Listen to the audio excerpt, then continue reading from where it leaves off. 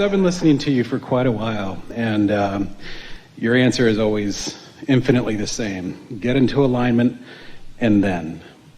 And today we're really talking about how to know you're in alignment. Exactly. The easy steps to alignment. My question more isn't about what your answer is to me, and I just want to understand, I just want to really listen to you kind of ramble about it, but goal setting specifically. Well, here's the thing.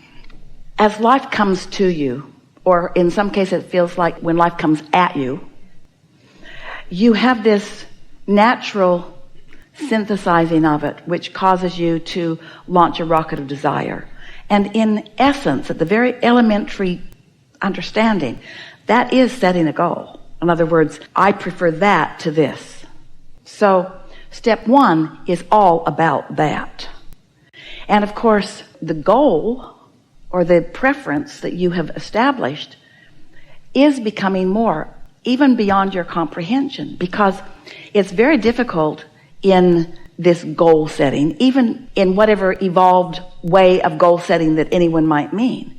The thing about these intentions moving forward and law of attraction getting hold of them and responding, because when you ask it is always given, is this law of attraction gathering of the cooperative components factor that we were talking about earlier, so that your goals are actually more all-inclusive of everything that you are and everything you want, even the intentions or goals, you might say, that you had coming into this physical experience. The becoming of this vortex of creation, it includes so much that none of you, if we pressed you to try to describe what's in there, actually could. Because it is so comprehensive and it is so big and it matters so much and it is about so many things. So what we are encouraging is, rather than goal setting in the traditional way that so many motivational speakers are talking about it, we want you to realize that you have already asked and that part's done. You've got enough in your vortex to keep you busy for 20 or 30 lifetimes. You've done that, and step two has taken place too, because source attention upon it has caused it to gestate until it is ready to come out and play with you. It's being revealed all the time. It's just ready for you to realize it. And so instead of goal setting, what we're talking about is receiving mode receiving. But what happens, now think about this. You've all got the sense, you have to have had it because we've said it 25 times already here today. So the stuff's in the vortex, it's gestating and it's ready for you. The only question is, are you in the receiving mode? Let's say you are.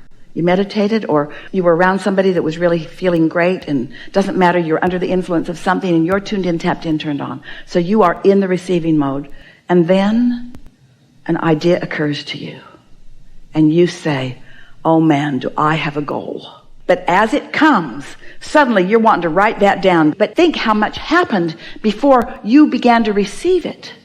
If we can help you make the differentiation between step one and step three, then you'll understand goal setting in the way we mean it. Because really, you've been setting the goals, but your realization that you want it is usually when most people acknowledge that they've got a goal. A lot happened before then, and then bam, it's like the baby in the womb, not much to play with and not much to do about, really. It's all sort of taking care of itself, but then it's born. Now you've got a goal.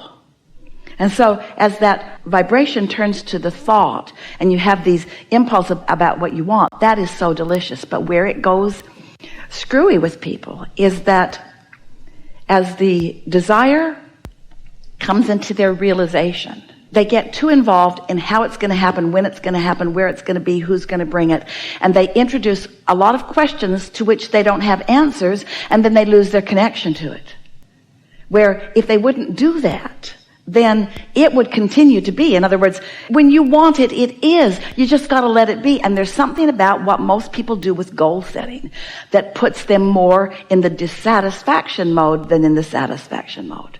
Because so often setting the goal causes them to measure where they are in relationship to the goal, which means they're looking on the void or the absence or the gap between. Where your inner being is never looking on the absence of the goal, your inner being is looking at the fullness of it and inspiring you to the activities that make it fuller and fuller and fuller and fuller and fuller. So words are just words, and they don't matter very much. And maybe some people are using the word goal and they mean something different than what we have just implied. I think more professionally, I get caught up in, not necessarily caught up, but I love the way that you speak about goals and about setting intentions for your life. And the way that professionally I've been shown is the correct way, or the correct way to some sort of success, is to write them down and to go through this process of saying, I want to be here in 5 years. I want to be there in 10 years. And that to me has always felt disruptive to coming into an alignment first and then just allowing it. So what I'm asking, is it really okay to just let myself be happy, forget the goals, and just go for it and let it happen? Yes. But this is why. We want to clarify something that you said. Is it really all right for me to just be happy and forget the goals? And we're going to take a little issue with that, because your inner being didn't forget them. And when you think about them, you're usually contradicting them. Did you hear that differentiation? We're not teaching you to give up on your desires. You can't. We're teaching you to let your desires manifest. And there's something about keeping score, keeping track of where you are, that doesn't let them manifest, because it keeps activating where you are, which is the opposite of what's in the process of becoming. Oh, you have helped us. You have hit right upon the thing that trips humans up. The reality of what is prevents you from moving into more satisfying reality. What is way too compelling to you. You measure it, you compare it, you talk about it, you pigeonhole it, you insure it, you do all those things with what is, and it prevents you from the journey into the more and the more and the more. When you think about what you want and why you want it, you're usually in a much more allowing place than when you think about how you're going to get it and when it's going to come and who's going to bring it and that sort of thing. Now, there's something else that you said. We're really happy to have this conversation. This matters. If you've been listening to us for a while, you may have listened to us in environments like this, or read books that we've written, as we've offered everything that we could find in the moment that would cause you to be more allowing. That's always our intention, to get you to be more allowing of what you're asking for. Every process that we've ever written, and there are lots of them, are about you getting into a place where you're allowing what you're asking for more.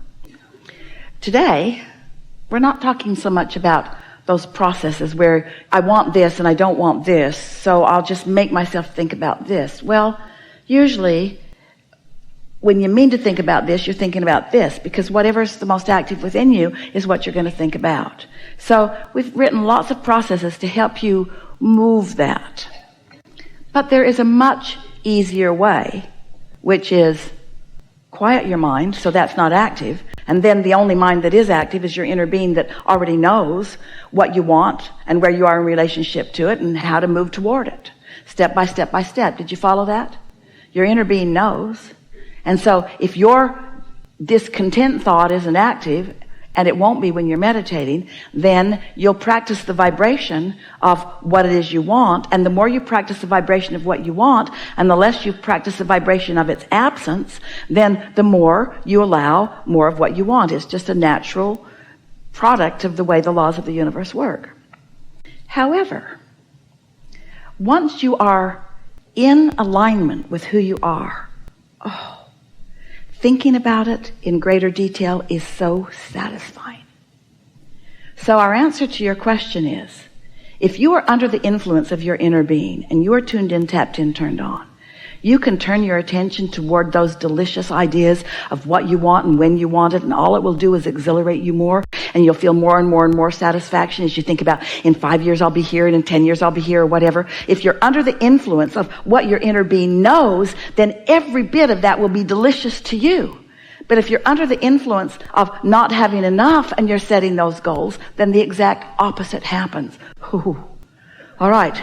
So I've said something really, really big here, and that is, know what you're under the influence of. We have offered to Jerry and Esther, and they have found artists, and their publisher found magnificent artists, and we've created 6 card decks. We call them well-being cards. The publisher calls them affirmation cards. And we've been saying for a long time, when you affirm from inside the vortex, it's such a good idea. When you affirm from outside the vortex, it just digs you into your hole deeper. For example, if you'd meditated or been making love or been in love or been swimming or been at the beach or whatever, so that you're under the influence of source energy, you're tuned in, tapped in, turned on, and you were to sit with any one of those decks, there's 6 different ones, and you were to just leaf through them and just sort of absorb with your eyes the beauty of the art, because the art is vibrationally accurate in every case, we made sure, and read the words, from your state of alignment, the momentum of your alignment would increase, and you would feel satisfaction becoming more and more and more and more and more and more of what you are wanting regarding the subjects. These card decks are on different subjects of desire. Regarding the subject would come into your experience. But if you are feeling lackful about something and you decide you're going to use these cards, these vibrationally accurate, carefully created by source energy cards that are meant to take you from where you are to the heights of your satisfaction, if you sit with them in a needy place and look through them, they will annoy you. And you know that from your own goal-setting experience. Sometimes it's just annoying to even contemplate it. Well, that's because you're not under the influence of what you want. You're under the influence of where you stand in relationship to, and it's like pushing a noodle. You cannot get there from there. It's attraction, attraction, attraction, attraction. So doesn't that follow? If this is all about the law of attraction, that as I reach for satisfaction, then I attract more satisfaction. And as I attract more satisfaction, then I attract more satisfaction until I'm in the receiving mode where I have impulses about all things. Goal setting, you can't help it. Life makes you ask. It just does. And we're not ever asking you to give up on anything that you've asked. We're not asking you to let go of your goals. We're asking you to let go of your resistance to your goals. And in some cases, that means you can't think about that subject because you've practiced that subject so solidly that when that subject comes up, that's right where you go. But when you start asking yourself, little by little, is this a satisfying thought? Is this a satisfying thought? When you think about something that you've been goal setting about, and you think about how it will feel to be there, and the whole thought feels satisfying, you just relax into it and it feels so good. Makes you smile, even puts ripples on your skin a little bit, that feeling of enthusiasm. You know that what's happened is you've just joined your inner being's perspective about how you're doing. And the more of that you do, not only the better you feel, but the greater the momentum will be and the faster the unfolding will be toward those things. And after a while, you'll reach a place where you won't be gauging the distance between where you are and where you're wanting to be, because you'll have this clear understanding that there's always going to be something more for you, that no matter where you're standing, there is more. And it is moving toward the more vibrationally that is the exhilaration of life. And yes, the things will follow. But someday we are certain that we will meet with you, maybe even some of you who are actually sitting here in this room, and we will be having de-manifestation seminars, because the things that you think you want for the satisfaction are just the excuse you use to get into the mode of satisfaction. It's the feeling of source energy flowing through you and the entire universe responding to your clear focus that is the life that you want to live. And yes, dollars will follow, and magnificent things will follow, and wonderful experiences will follow, and freedom will follow, and all the things that you've incrementally been asking for will follow. So it's like this. You're ready for this. Maybe you are and maybe you're not, but we're ready for you to be ready for this, so we're going to offer it to you anyway. Some of you are ready for this. So, details of life. Put specific details into your vortex. Let's say car, house, girl, children, whatever it is. In. So then cooperative components are gathered and it becomes more, and perhaps even not recognizable. Doesn't matter to you though, because you're not specifically trying to make this happen and this happen and this happen. Life's caused it to happen. Abraham, is it really true that I can simply just feel good and that is enough? Yeah, so that's what you're doing. You're feeling good, you're feeling satisfaction, your vortex has been building and ideas are flowing to you.